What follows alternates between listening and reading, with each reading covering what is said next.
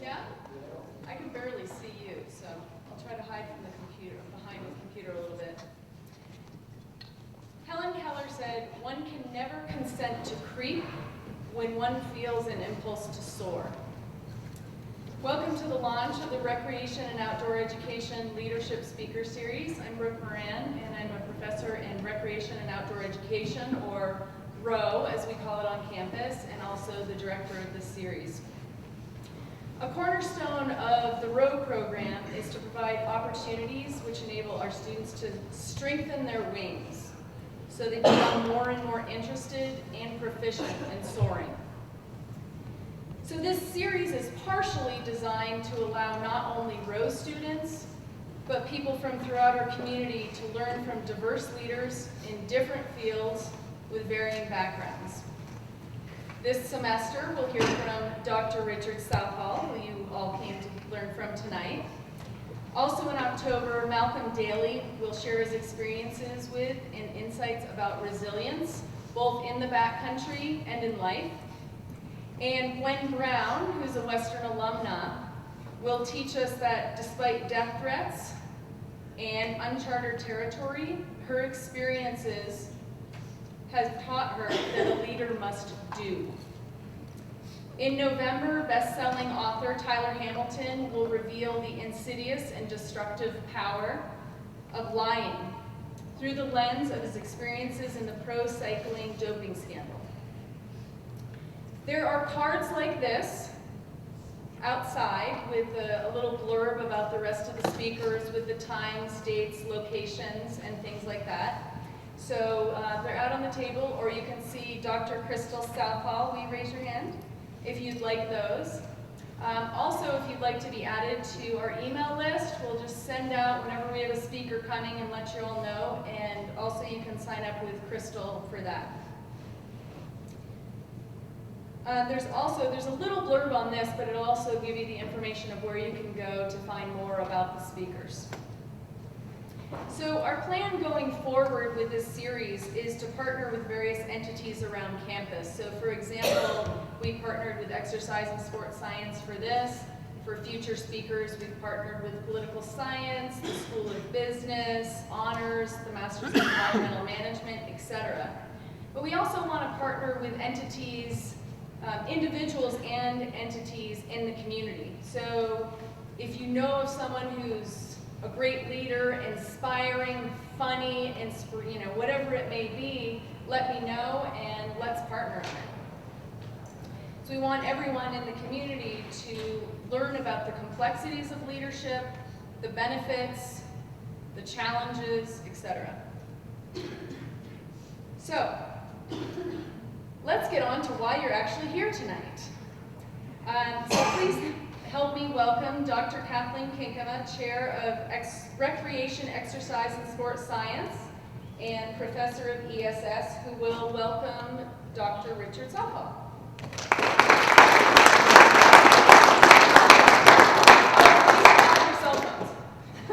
Yeah, please. It's great to see such a good turnout tonight from the campus and community and our faculty colleagues here at Western, so thank you. I'm really excited to have Dr. Southall back on campus. You may or may not know he graduated from Western a few years ago, and so it's great to have him back. As a sports sociologist, I'm especially pleased to meet him formally, and because I've been an admirer of his work and a consumer of his work for the courses that I teach, so that's great for me personally as well. Dr. Southall is a tenured associate professor at the University of South Carolina, and I want to thank the university for sharing him with us and also helping to provide some of the expenses for his travel here. At USC, he also serves as the director of the College Sport Research Institute, and his teaching and research focuses on college athletics, ethics in sports, and also research methods. He's published in many journals in our field, including the Journal of Sport and Social Issues, Journal of Sport Management, Sport Marketing Quarterly, so on and so on. He's also the co-author of 2 sport management textbooks and has given more than 100 talks at the national and international level, so we're glad to have his expertise here. Just this week, and I forgot to bring my show and tell, but just this week, he was cited in Congressional Quarterly Weekly about issues related to the labor of college athletes at the Division I level. And the College Sport Research Institute this week published their annual report on graduation data related to Division I athletes. So please welcome me or join me in welcoming Dr. Southall back.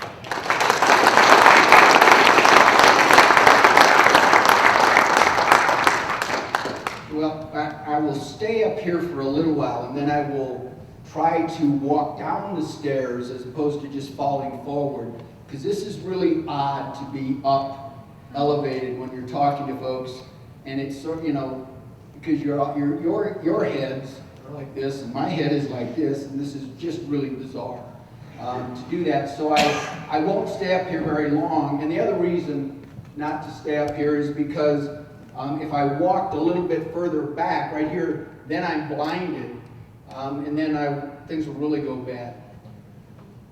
I put this up on the board, on the screen, because this summer I had a really interesting experience. I was asked to testify before the U.S. Senate Commerce, Science, and Transportation Committee.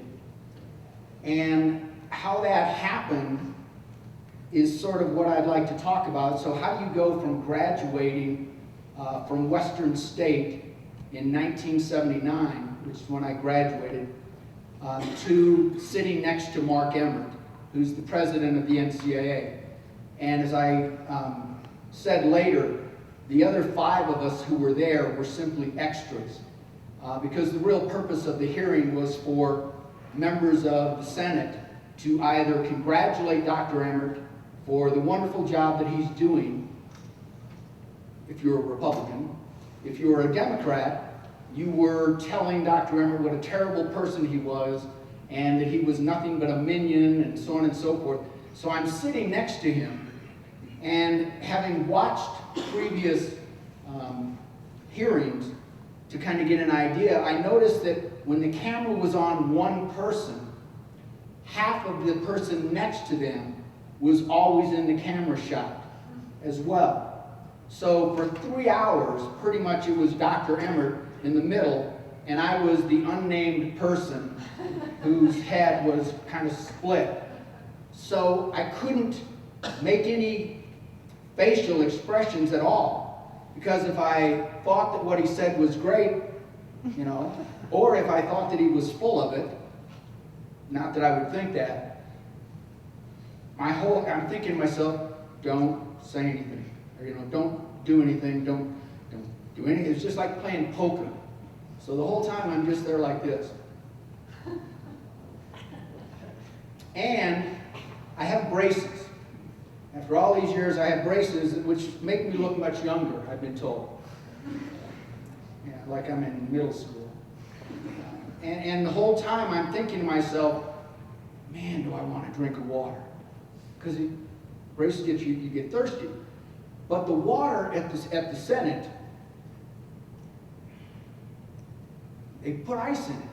And I knew as soon as I pulled up to take a drink of water, you know, braces, I could just see myself, you know, here I am testifying before the Senate. I'm an expert, and I'm going to drink, and water is just going to dribble right down, all on my tie, and the whole time it'll be this person with ice, you know, down. So it was just bizarre.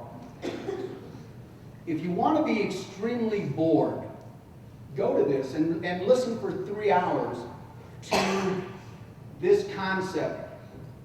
And I will take credit for this. This is the only thing that I will take credit for. The name of the hearing was Promoting the Well-Being and Academic Success of College Athletes. And it took 3 phone conversations with the staffers from the Senate for that not to say student athlete, which we can talk about a little bit, because that's part of what I do is analyze language. So that was this summer 2014. And the whole notion of this, and what I thought I'd talk about, in 1971, I moved to Montrose. Those of you that are my age or older, 1971, Gunnison and Montrose were about the same size of towns. A couple of folks shaking their head yes. You're from Gunnison? Marion Junction, actually. But Okay, all right. So, at that time, Montrose had 3 stoplights. One on the east end of town, you came down Cerro Summit, there was a stoplight that had just gone in because they just put in a Gibson's department store. That was the big event in Montrose in 1971. Then there is a stoplight at Main and Townsend. You turn right, you're going up to Grand Junction. You turn left, you're going down to Ridgeway. And there was a stoplight at the end of town, right by the A&W root beer place. That was kind of it. So we moved, my family moved from Longmont to Olathe. Anybody know where Olathe is? Olathe sweet corn, right? Well, at the time, Olathe had no stoplights. Had a crosswalk light to go across Highway 50 that was, you push if you wanted to cross the street. So I'm moving from Longmont to what I thought was the end of the world, which was Montrose. Go to high school in Montrose. We played Gunnison in football out there in Mountaineer Bowl. Graduated from high school. That year in 1973, there were 3 of us in the all-state backfield, myself and 2 other guys. 2 of the other guys ended up playing in the NFL. I was the outlier, right? A guy named Terry Miller, All-American at Oklahoma State, another guy named Jeff Knapple, who was an All-American at University of Colorado, and myself. So I ended up going to Dixie Junior College. Anybody know where Dixie Junior College was? St. George, Utah. It used to be, and St. George, Utah is famous because it was the setting for the movie The Electric Horseman, Robert Redford and Jane Fonda. Middle of nowhere. I thought Montrose was the end of the world. Well, St. George was even closer to the end of the world. Ended up going back to what at the time was the University of Southern Colorado, and then ended up here in Western. By the time I got to Western, Crystal had been, she just said, Dad, don't tell people. They know I was born in 1978. They know my age. Anyway. So this transition from, from Montrose High School, Western State, to sitting next to Mark Emmert in the Senate, which is a really interesting thing. Because during the Senate hearing, the senators come in and out. They're just walking in, and one senator comes in, makes a statement, leaves. Another senator comes in, makes a statement, leaves. So it was the opportunity for me to meet Tim Scott, who was the junior senator from the state of South Carolina, which was the first time that I had formally been referred to as a Gamecocker. I said, hey, Dr. Southall, it's great to meet you and meet a fellow Gamecocker. And I thought, I'm taking that as a compliment. But then he asked his question. I answered one question, no. Asked him, no. He left. So this whole time, it was all kabuki theater going on. And I'm thinking to myself, why was I even asked to come visit with these folks in the Senate? Sitting next to Mark Emmert, sitting next to Taylor Branch, who, if any of you know anything about civil rights history, Taylor Branch is the preeminent scholar in the civil rights era, biographer of Martin Luther King that he won the Pulitzer Prize for. And I'm sitting next to Taylor, and then there's a athletic director from Temple, and then there is Devin Ramsey, who's a former football player at the University of North Carolina and one of our former students. And then there is Myron Roll, Some of you may have remembered Myron. He played at Florida State University. He was an All-American as a Rhodes Scholar, and now is in med school and is going to be a neurosurgeon. And then there's me. So I'm kind of sitting there, so on and so forth. So I'm thinking, how do you get from Western State to sitting in very comfortable chairs, by the way? One thing the Senate does have is comfortable chairs. It's about the only thing they probably accomplished in the last 4 or 5 years is, making sure the chairs got reupholstered and stuff. But, so I'm thinking to myself, when do you become an expert, or how do you become an expert? Kathleen, it was really interesting for you to say, that you've used our work in your classes, and that the work we do, it's been disseminated and stuff that people are actually reading, which is very, very nice, something to hear. Very, very interesting, very nice. Well, really what my expertise in college sport, I've been doing it now 15 years. And primarily I study the collegiate model of athletics, which was a term invented by a gentleman by the name of Miles Brand, who's the former president of the NCAA. And he invented this term in 2003. And so for the last 11 years, that's basically what I've studied, is that term and that word and what that means. So just by a show of hands, how many of you in here are college athletes? Okay, so we have a large segment, and I noticed that, gentlemen, you did a really nice job of going to the back row and holding down that area, right? So I study the collegiate model of athletics. That's what I do. And primarily I study 2 words. I study collegiate model, and then I also study a great deal student athletes. That term, student athlete. So, what I thought might be nice to do is, I came on campus today, and I found the registrar's office, and actually went over and got my transcripts, which is a pretty easy process. You pay $6, and it takes 2 to 3 days. Well, they had it for me in like 35 minutes, because I went over and talked to Ginny, and she said, yeah, just fill it out, come over. And so I walk in, I said, I have some transcripts, and the young lady at the desk, evidently there wasn't, too many other people that were walking in asking for transcripts. She didn't ask me for any ID or anything.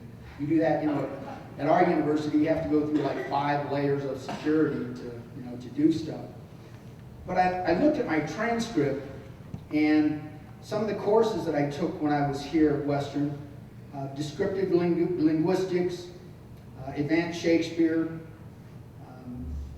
I did introduction to inorganic chemistry. I was smart. I took that in the summer, which is, if you're going to take a class that you're no good at, take it in the summer. I'm just telling you.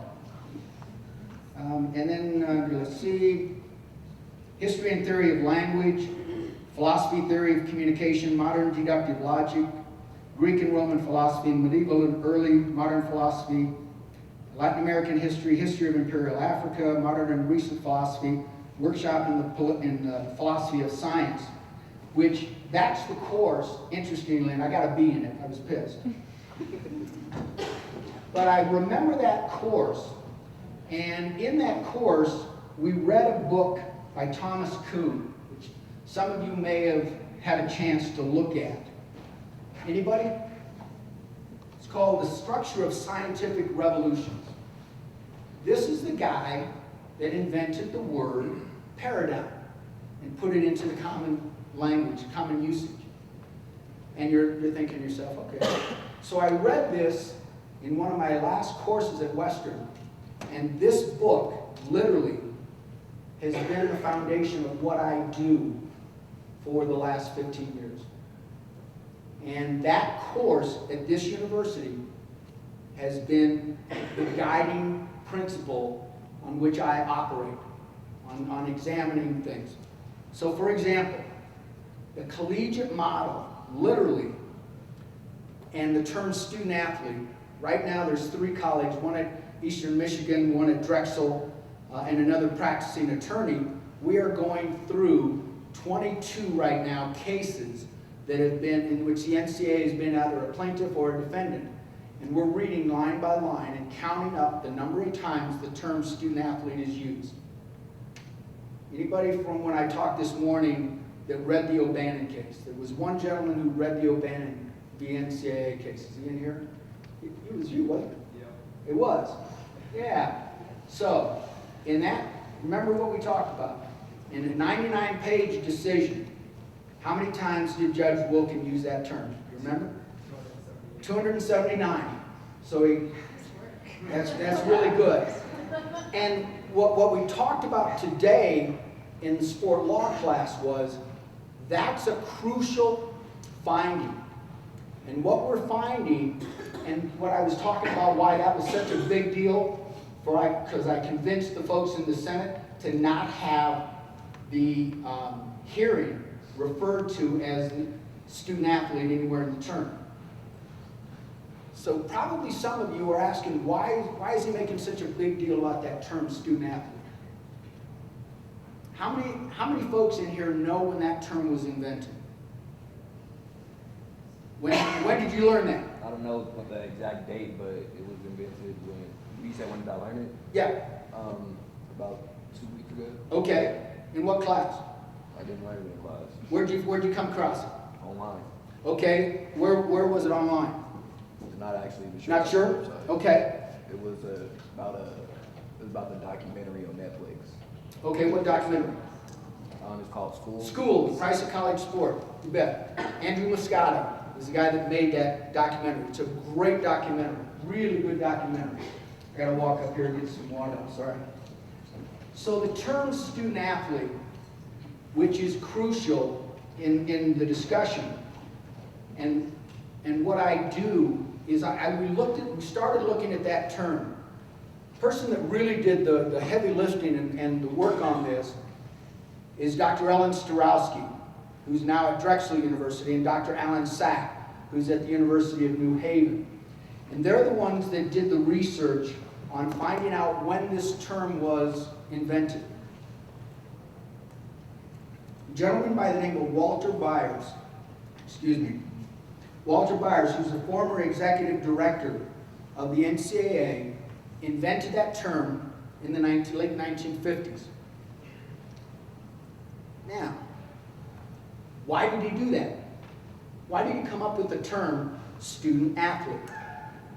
Because college athletes before that time had not been referred to as student athletes. Two things that took place in the state of Colorado were two of the impeti. Two of the reasons. See, that's the other thing you can do if you're a doggone expert. You say some stupid word and you don't know how to say it, just change it. You just use another, whatever. Okay? The Nemeth case was an interesting case, and it took place down at Fort Lewis A&M at the time.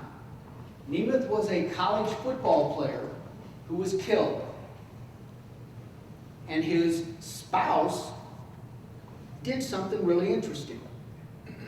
She filed a claim with the Colorado Workers' Compensation Commission, saying that he was an employee and should have the right to workers' compensation. So she should be getting his workers' comp benefits. Just earlier, an athlete at the University of Denver had been paralyzed playing football. So both of these cases originally, the Workers' Compensation Commission said, yes, these are employees, and said we're going to pay out workers' compensation. So Walter Byers, who was the newly elected executive director, newly appointed executive director of a new organization called the National Collegiate Athletic Association, which was started in 1906. And by the time Walter was there, their office in Kansas City had, two rooms and an office, and he had one secretary basically, and that was it. He was smart. Mr. Byers is a very smart individual. He recognized right away the implications of those two decisions. Because what sport is played on the collegiate level has the highest injury rate? Football, by far. And we're finding that out right now much more than what we used to think. Back when I played, you got knocked unconscious, you maybe missed a series. Literally. I have a nice artificial hip because I fractured my hip my freshman year in college. Went undiagnosed basically for 30 years until I couldn't walk anymore. This is odd. So think about that. Artificial hip, I have 3 vertebrae fused in my neck. You know what those surgeries cost? I used to work at Mesa State. I used to teach scuba diving down at Mesa. And I had a tendon rupture in my thumb during a scuba class. I reached out for a student and it just popped. Just bang! So I have a 1% disability according to the state of Colorado. This thumb goes all the way back, this thumb not quite as far. That's a 1% disability. I got a one-time $760 check and they paid for all the medical expenses associated with that injury. Why? Because I was an employee of Mesa College. Now think of that. How many knee surgeries, how many necks, how many hips, how many this, how many that, on a national level if college athletes are seen to be employees. So Walter Byers literally invented the term student athlete based on his thinking and the lawyers for the NCAA coming to the conclusion that if the courts came to see college athletes as employees, it would end college sport. So, from that point to today, it is a mandated policy of the National Collegiate Athletic Association that the term student athlete must be used in all documents and in all correspondence and any time that there is a public television broadcast, radio broadcast, etc., etc. So, term student athlete, very important. Second term, where I've spent the last 3 years looking at, is called the Collegiate Model of Athletics, which a gentleman by the name of Miles Brand, who's the late Miles Brand, who's the president of the NCAA. And interestingly, Miles Brand, what do you think his undergrad and graduate and PhD training were in? Philosophy. And his area of specialty, philosophy of language. So in 2003, he invented a term called the Collegiate Model of Athletics, which in his writings, a colleague of mine, Dr. Mark Nagel, and I, was the reason why I'm in South Carolina. Dr. Nagel and I went to grad school in northern Colorado, and we wanted to get back to working together, and he's associate director of the College Sport Research Institute. We were doing some research one time at Dr. Nagel's house, and we came across a web page on the NCAA website. We did not hack into the NCAA website, which I wish we could say we did, but we were simply finding stuff via Google searches, and on the NCAA website they have a tool that you can use to look at this, and we came across some documents which were president briefing memos for Mark Emmert, the current president of the NCAA, that were created by the staff. And one of the documents talked about the collegiate model of athletics. And in the document it said the term was invented by Miles Brand to be a better understood definition of amateurism. Now, and listen to this is crucial. A better understood definition of amateurism that isolates the principle to the participants, not to the enterprise. So, what that means is only the players have to be amateur, not the enterprise. So, the business of college sport, and Miles, in some of his other writings, said that college athletic departments have a moral obligation. He said they have a moral obligation to maximize revenue. So what he's saying is we need to have, right now, college athletics, big-time college athletics. I'm sorry, those of you who are football players here at Western, you're not in that class. It is what it is. right?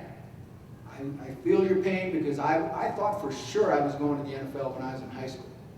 I'd be like, man, we beat Canyon City. Come on, we beat Delta. Yeah. I'm all state. They had to put somebody from the Western Slope in the backfield. We did. They had to. Oh, well, let's go. Yeah, whatever. Put that guy in. But I thought for sure Oklahoma was going to call. We ran the wishbone. Oklahoma ran the wishbone. I know the place coach, right? Every time that I have these talks, there will always be a male student who will say, I don't know what these guys are complaining about, these Division I college athletes, because I'd play for nothing. And I said, you have just described your market value. Nothing. Because the reason you'd play for nothing is because that's how good you are. You're no good. Which is hard for guys to think about, right? I mean, hell, I think I can still play. I could go out there right now and I'd be good for one play, right? As long as all I had to do, I'm going in motion. Play's going that way. I'm just going in motion, And it's because there's one guy that have to cover me, right? So I'm doing my job anyway. That was an old man just kind of wandering over. So what Miles Brand said was we have a moral obligation to generate as much money as possible out of college sport. It's a $10 billion a year industry right now. $10 billion a year that are being made primarily from two sports. Two sports, football and men's basketball. And most of the revenue is being generated by one sport.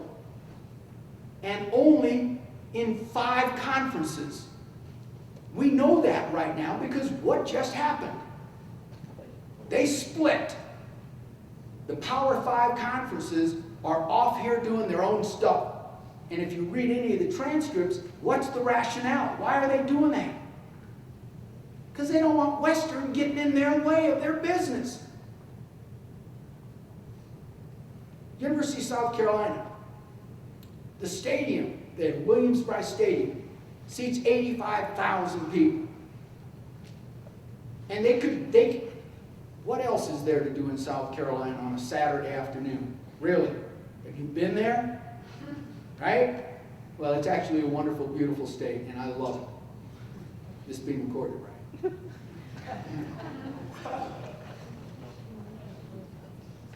People pay big money to watch those guys play.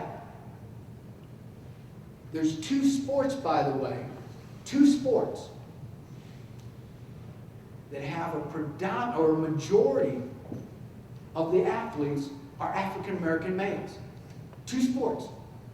Only 2 sports. Which ones are they? And which levels? FBS football and men's basketball.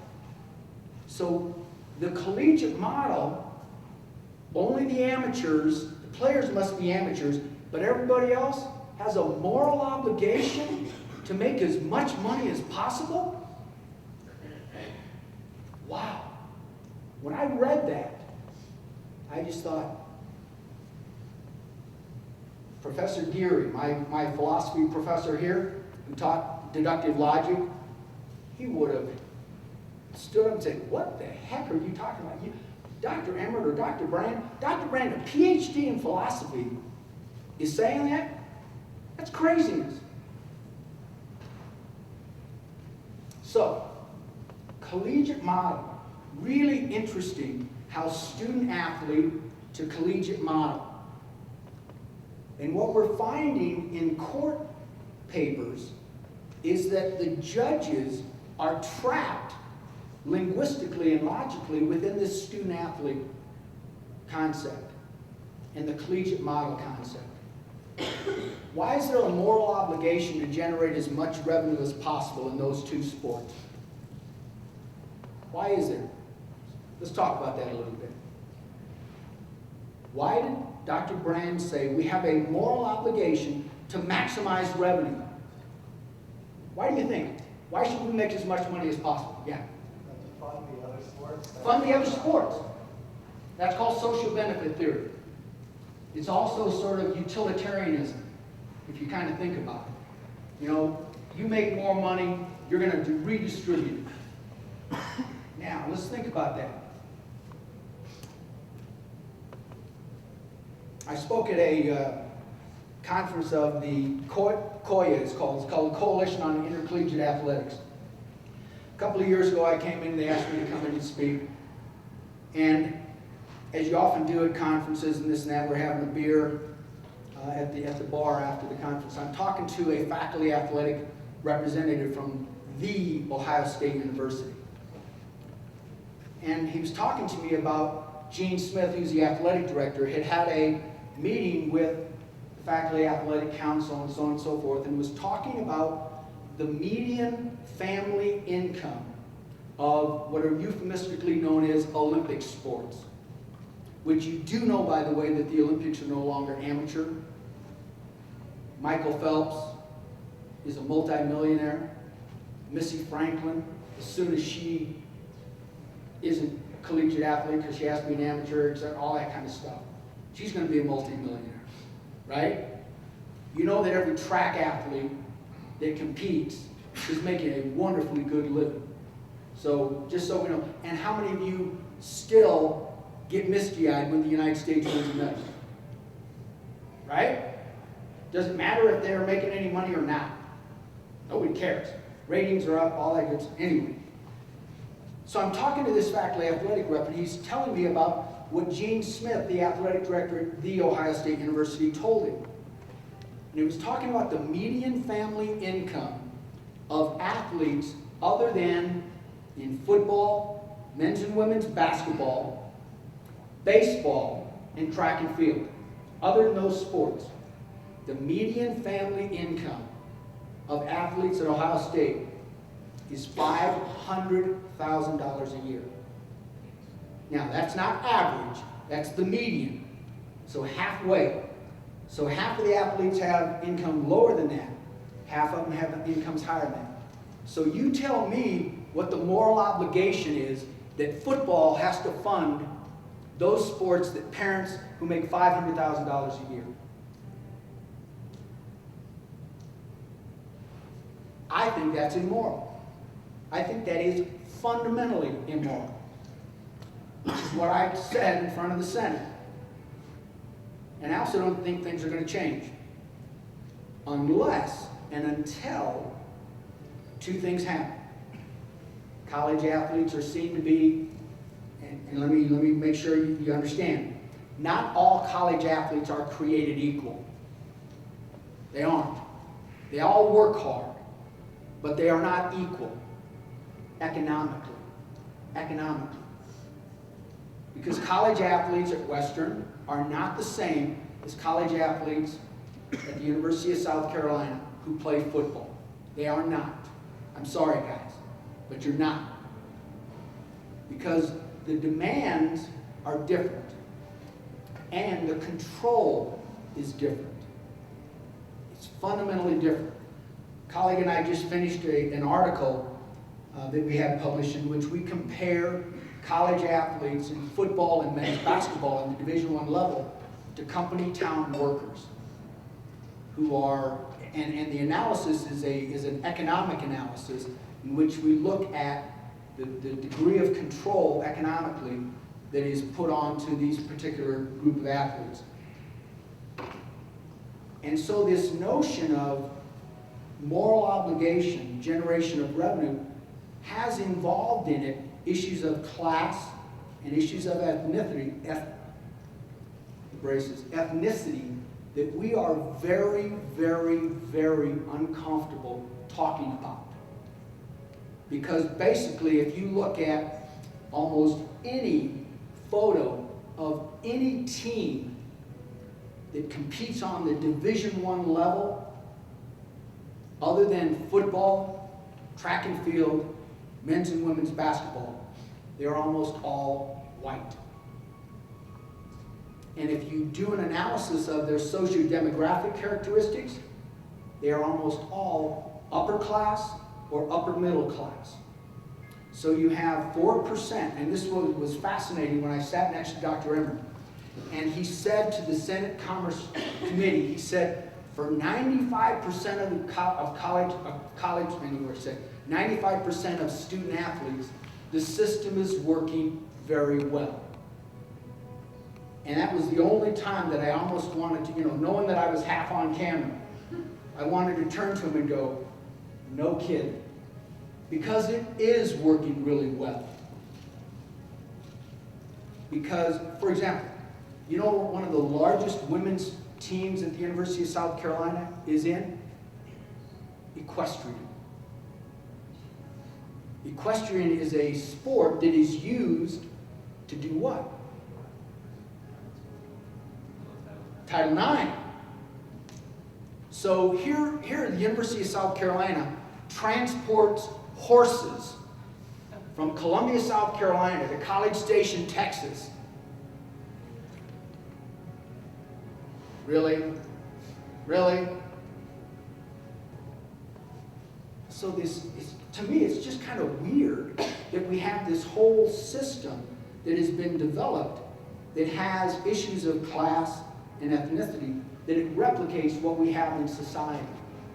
And so what's interesting is all of the training and background courses that I took here are what prepared me to do what I'm doing today, which is analyzing words and analyzing and doing economic analysis. For example, the O'Bannon v. NCAA case that was just recently decided, the genesis of that case, and I'm going to brag on my daughter here in just a second. The genesis of that case was in 2009, we did a presentation at a sport law conference.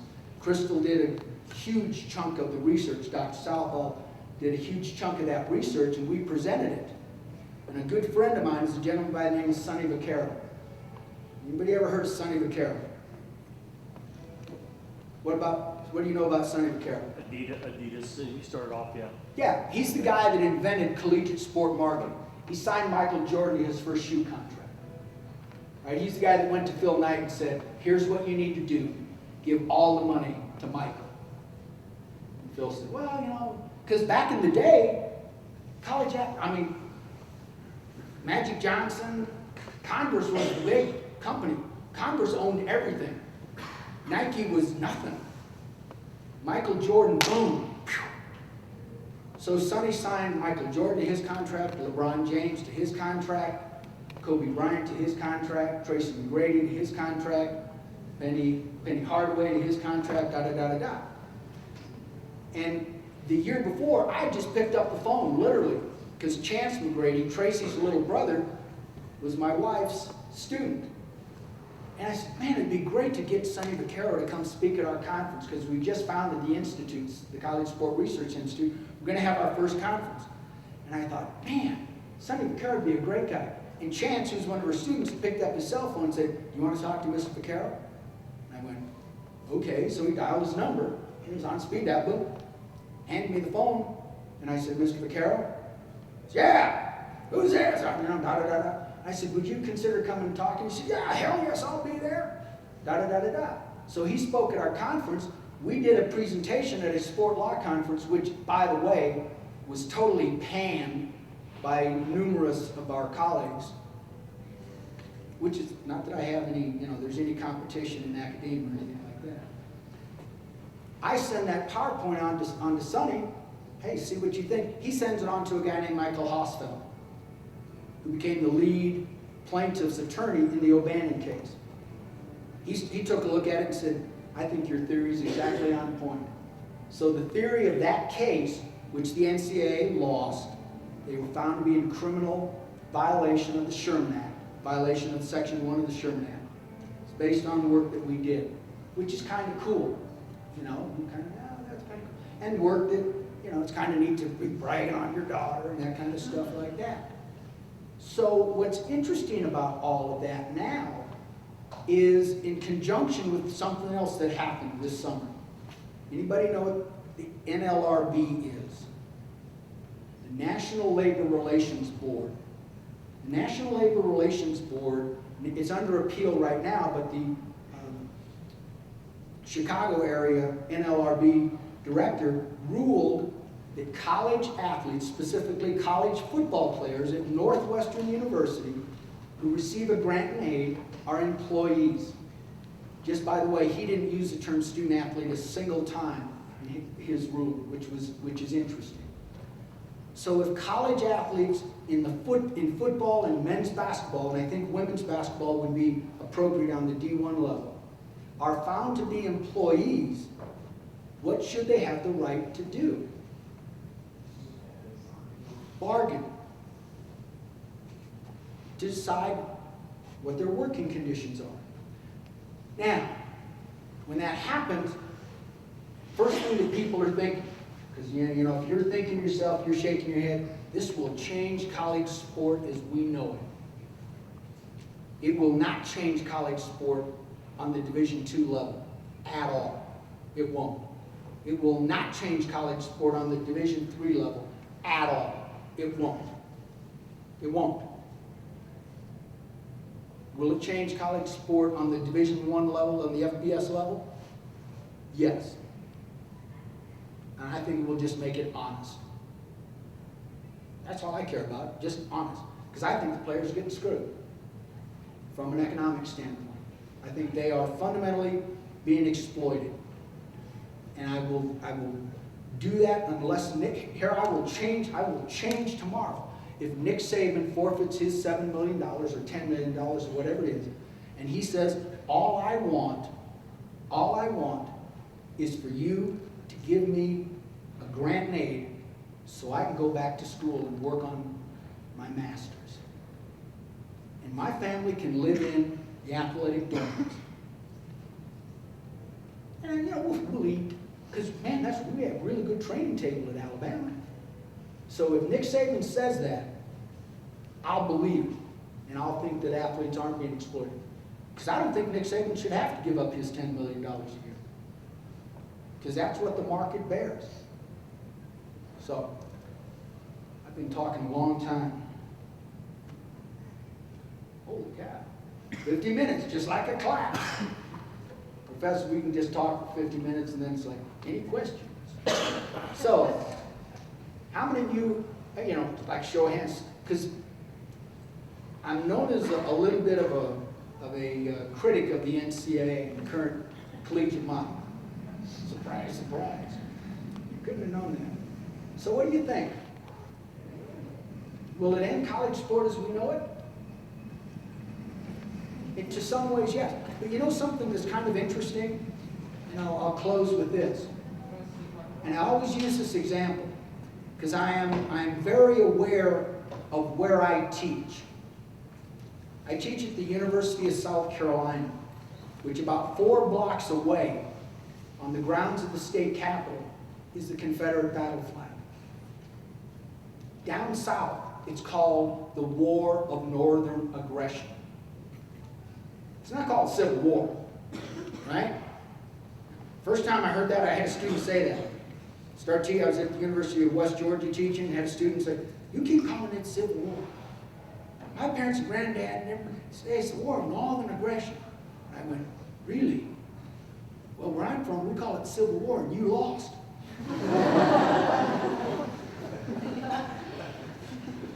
The student didn't laugh.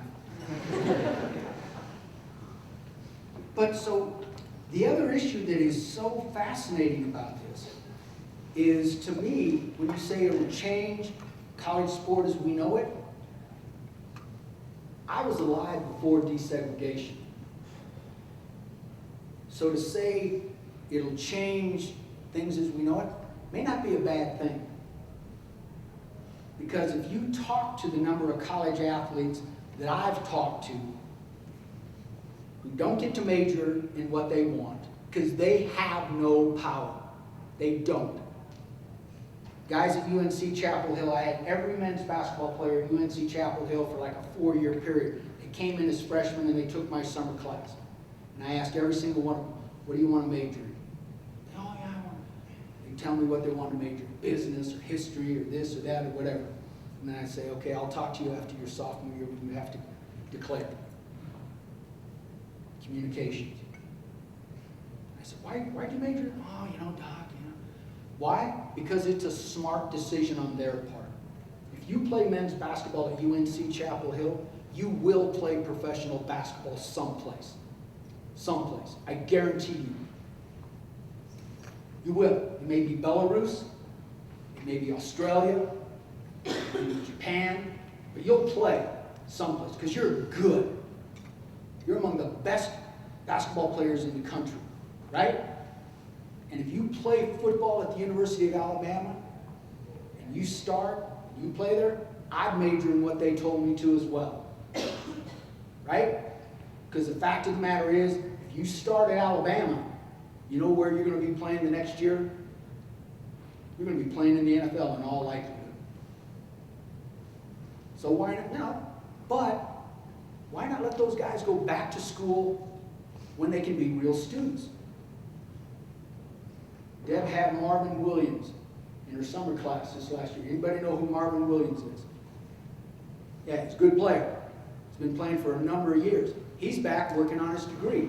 He's very motivated, smart guy. Didn't have a chance to really study when he's in school because he's working a full-time job. So, I go on and on and on. Well, that's all that I have, and I appreciate your opportunity, and I'd like to have, if we have time, for some question and answer, and, you know, and I recognize full well that my view on college sport may, in fact, not be mainstream. I recognize that. That's why I keep my Memphis phone number. Any questions or comments, or we can have discussions about it? Yes, sir. So what would be your solution for fixing the system? Scrap the whole thing and starting all over, or trying to go through the tedious process of changing little things at a time progressively? I think that there could be a radical change that would be really a really good first start. I see no reason for there to be one national governing body for all sports. I think that doesn't work. You're trying to fit a square peg into a round hole. I think what makes more sense is to have national governing bodies that are aligned with Olympic governing bodies, or NGOs or NGBs. So for example, for volleyball, that the volleyball on the high school, club, collegiate level is underneath the NGB, the U.S. Volleyball Association, that they make their rules and they do their stuff. So I think that would be the first thing. The second thing I think that needs to occur is for the two sports, that are football and men's basketball and probably women's basketball, if those athletes are seen to be employees, which may or may not occur. I think the National Labor Relations Board may uphold the ruling. There's 3 Democrats on the NLRB right now, 2 Republicans. So I think if the decision is handed down before that changes, that I think the players in those specific sports will be seen to be employees. If they are, in my opinion, Title IX does not apply, because then it's not an educational opportunity that's an issue, it's an employment or labor issue. So Title VII would be the appropriate law that would be in place. So I think we just remove those sports literally from the equation, and then if we want to do all the other sports, either have them be the NGOs, NGB model, or the colleges and universities just really make those educational. I see no reason really why University of North Carolina women's soccer has to play a home-and-home with Stanford. That's not educational based. The reason is because those are 2 really good programs. Well, let them have 2 really good programs, and why do those players have to go to college? I don't understand why we have this fixation with education and athletics being together. I just don't think it works. So I am for radical reform. I don't think we just, do what they're doing right now, because all the stuff about cost of attendance and $5,000 stipend. Now wait a second, what is a stipend? It's pay. But you don't want to use the word pay, you want to use the word stipend, because historically stipends are education. So just open up the market. Either capitalism is good or it isn't. Capitalism seems to be really good for the coaches and the administrators, but evidently it's socialism for the players. Just choose a side. So I think that fundamentally it shouldn't be together. And I don't think that's a bad thing, because I really think that, who's a motivated student? A motivated student is a player from Alabama who didn't graduate, gets cut from the NFL, and goes, what am I going to do now? He's motivated to go to school. The fact of the matter is. So I don't know, I hope that answered your question.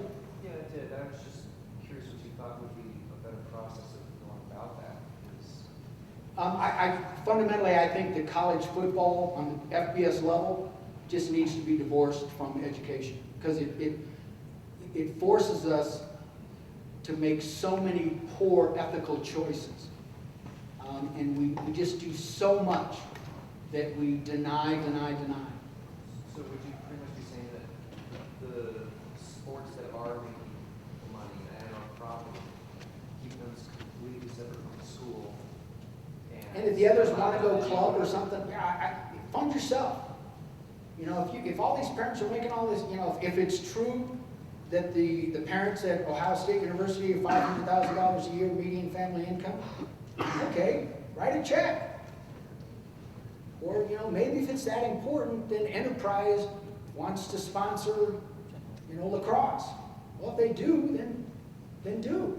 But don't argue to me that you're going to deny these other players access to the market to support those who more fundamentally can afford to go to school.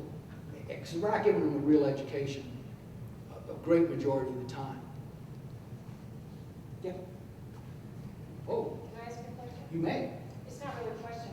What I would like for you to do is, since you mentioned in your talk on a couple occasions the exploitation or your belief in that Division I, big-time college athletics is exploited, especially to the male African-American football player or basketball player. I would like you to talk to the audience a little bit more on that exploitation when it comes to the socio-cultural Okay. All right. and then the education aspect and Okay. what's happening to faculty. Okay. Well, I'll take it as a two-stage element. One of the big research projects we've been working on for the last 3 years, and what she's saying is I forgot to talk about stuff that I should. She's very kind. One of the things that we've been able to do a great deal, we are starting to be able to paint a better picture of college athletes in FBS football and men's basketball. Where do they come from? Okay? Where do they come from? Both geographically, we know the top states in the United States where football players and men's basketball players come from. Number one state. Where is it, gentlemen? Nope, Texas. Texas is one. What's two? Florida. California, 3. But everybody knows right away. Georgia, right? It's the Southeast, Texas, California. Boise State does not get a majority of its revenue-producing football players from Idaho. Just so you know. All right? So, number one, we know geographically where the players come from. The other thing that we've been building a database for the last 3 years, tracking the socio-demographic characteristics. You can go into the IPEDS data set and also the U.S. Census data. And we're starting to track the high schools where players come from. Looking for how many of them are Title I high schools. Anybody know what a Title I school is? Yes? Lower economic. Okay, lower socioeconomic. And we then know the number of students from that particular high school that go on to college. We also can figure out by zip codes the median family income of where a player is coming from. So what we are finding is not all players in football and men's basketball, not all African American males come from poor socioeconomic backgrounds, but a significant majority do. They also come from failed public education systems. So they come to universities. We just finished a study of the top 75 flagship universities in the country. Flagship universities either by USA Today or by, each state has a flagship school. And what we found is the adjusted graduation gap, which is our graduation rate metric that we utilize, where we compare full-time male students to FBS football and men's basketball players. At flagship universities, the graduation gap between full-time male students and football and men's basketball players is in some cases 40%. Players do not graduate from colleges and universities. There's a term called the graduation success rate. Has anybody ever heard of the GSR? Graduation success rate is a metric that was invented by the NCAA in 2003. How the graduation success rate is calculated is here's what you do. Let's think we have 10 players. We're going to say 10 players come in. The federal graduation rate counts the number of students from when they first time full-time enroll to 6 years later, and we calculate the number that graduate. 10 start, 4 finish and graduate. What's your graduation rate? 40%, according to the federal graduation rate. The graduation success rate, and those of you that have any marketing background at all, the term success, why do we need to have success in the term? Graduation is the success metric. Why do we have to be told? Right? So it's the graduation success rate. Anyway, that's like, that sounded, George Carlin was going off in my head. Thank you. One George Carlin person in the back, yeah! So, let's do the graduation success rate. 10 start. 4 transfer. 4 transfer. 1 leaves in good academic standing. And why did I say 4 transfer? What's the transfer rate in men's basketball on the D1 level? 40%. 40% of all players transfer because they're looking for better playing time. So we start with 10, 4 transfer, 1 leaves in good academic standing, 1 drops out. So we got 4, 5, 6. 4 graduate. What's the graduation success rate? 80%. Because the transfers are removed from the cohort. And the guy that left in good academic standing is removed from the cohort. Wait a second. 40, 80. Well, here's what John Calipari said, coach at Kentucky, when he was at Memphis. We were there at Memphis at the same time. Coach Cal and I were like this. Here's what he said. Somebody asked him about his graduation rate, which, by the way, his graduation rate, the number of players that he recruited at Memphis to when he started to when he left, was 50%, which is not bad. 50% of the guys, because he had 42 guys that played for him, 21 of them graduated. 20 of them graduated, by the way, in interdisciplinary studies. That was the program that they went through. 20 out of 21. But here's what Cal said. Someone asked him about his graduation rates, and he goes, you know what, we value academics here. We graduate 85% of our seniors.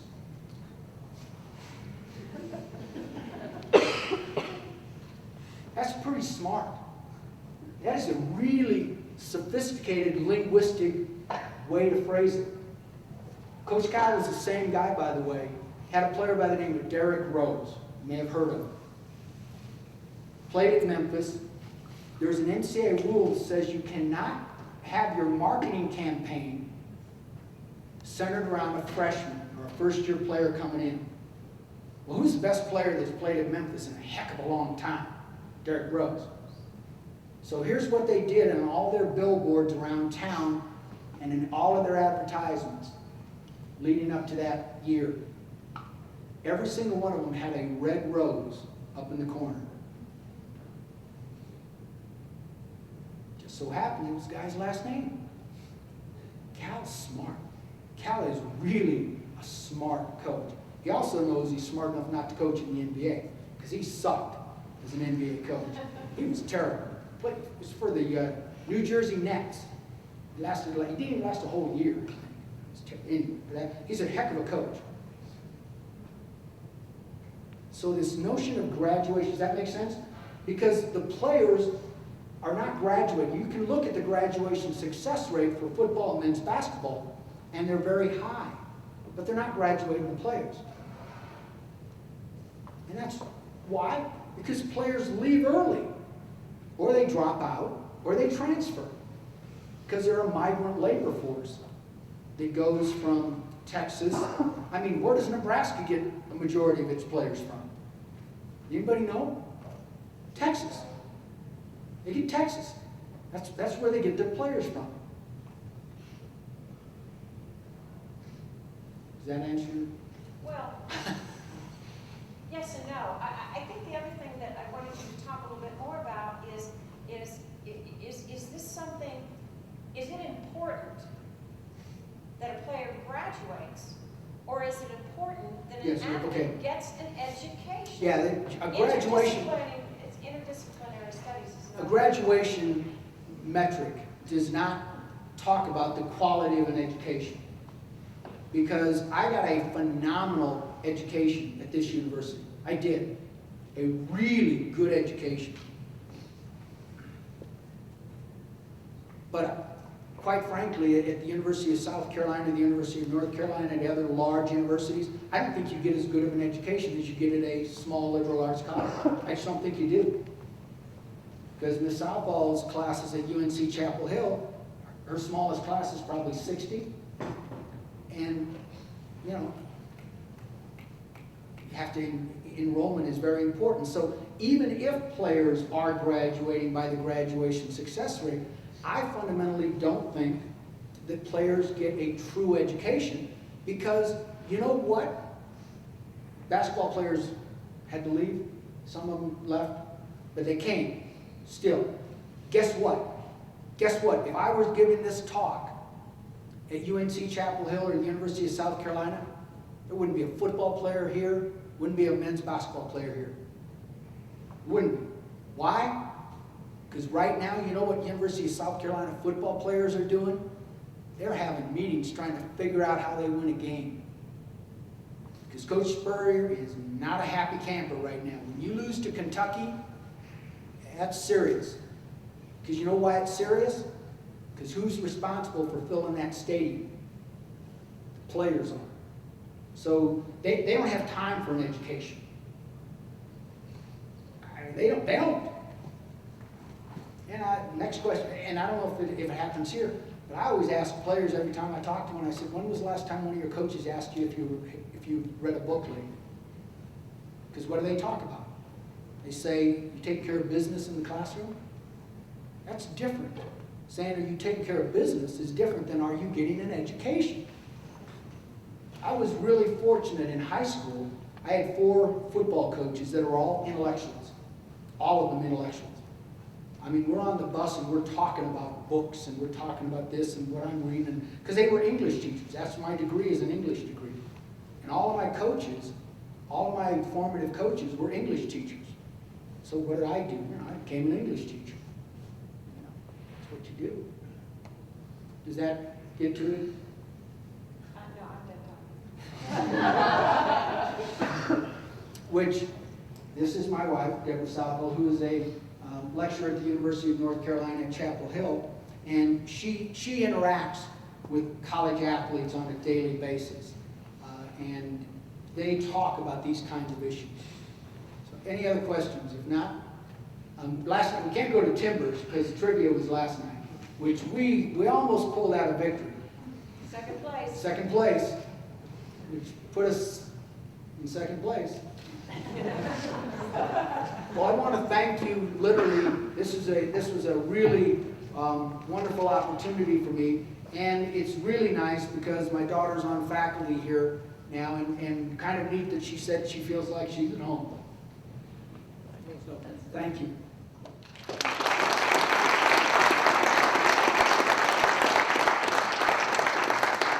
Thanks, Richard. And on behalf of Western, we got a little swag for you. Well, there you go.